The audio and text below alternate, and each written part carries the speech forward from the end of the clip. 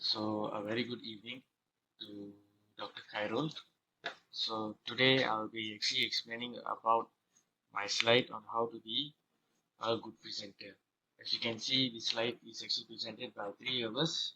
The first person being Peng Wei Xiang, matrix number 2210911146, Lee Jun Leong, 2210911054, and me, lastly me, 22 Jiminjit Singh, Unlucky Jasminder Singh, 22109104. So let's proceed with the next slide.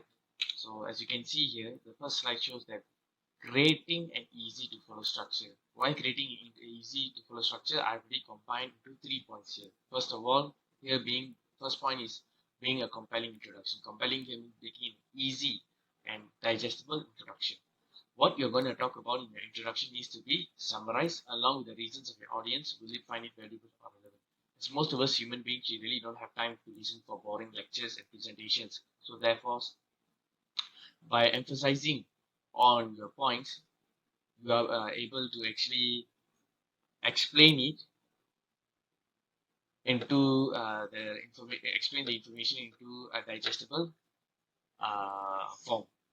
Proceeding with the next point, proof of evidence. The facts and quotes and supporting evidence for your primary claims should be hammered home throughout the body of your presentation. And also summarizing the slides. As you can come to an end, summarizing your slides will actually often, as you can see, we human beings, we cannot take a lot of information. So by having a very boring kind of slide, usually information is not retained very effectively. Therefore, by summarizing your slides into key points, you're able to make your audience to retain information faster. The next slide, as you can see here, making into bite-sized information, as I said, to support my study, because studies have shown that knowledge is kept better when it's divided into manageable bite-sized bits. This may be done effectively with video, which is 95% more appealing than text, according to a study. So, therefore, think about including a video in your presentation plan. Next, I would like to hand over my slide to Peng Wei Xiang to explain it further. Thank you. Thank you, Jivan, for the presentations. The next point, how to be a good presenter, is have a strong opening. Opening is a very important part in a presentation, because a good opening, we can easily catch audience attentions. So here is some points or some ideas about how to have a strong opening. First is starting the presentation with some humor will alter the perception of the audience, and the narrative of the presentation will be unique and interesting. So we can like make some fun or telling some jokes on our opening, so our presentation will not be boring. The second point is starting the presentation with a question is a great way to frame the topics or interest in mind of the audience, therefore being mindful to the topics. Like we can ask the audience about their opinions about our topics, like how to be a good presenter. So the audience will start to think and they will have their own opinion. As we present, they will paying attention to compare their presentation and their opinions and our presentations. The third one is knowing your audience will greatly benefit the presenter, as slides presented will cater the audience liking and dislike. And the next slide is being original. Don't be afraid to mess up your presentations, as it helps to instill confidence in oneself. Like we no need to afraid to mess up the presentations. If we are afraid, then we will get panic or anxiety and everything will be worse. However, we have to address the mistake and moving on. One of the ways can help you develop yourself as a character of confidence.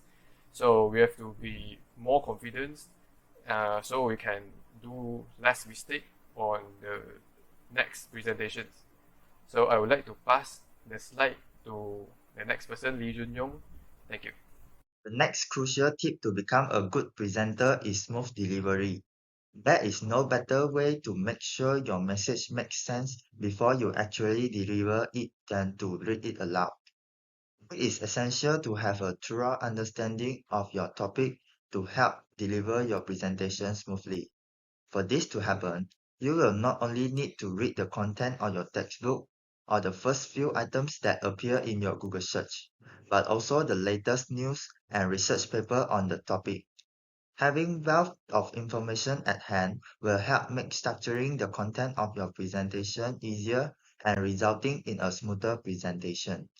Furthermore, try videotaping your presentation so you can watch it later with a critical eye and see if your speech corresponds to your slides.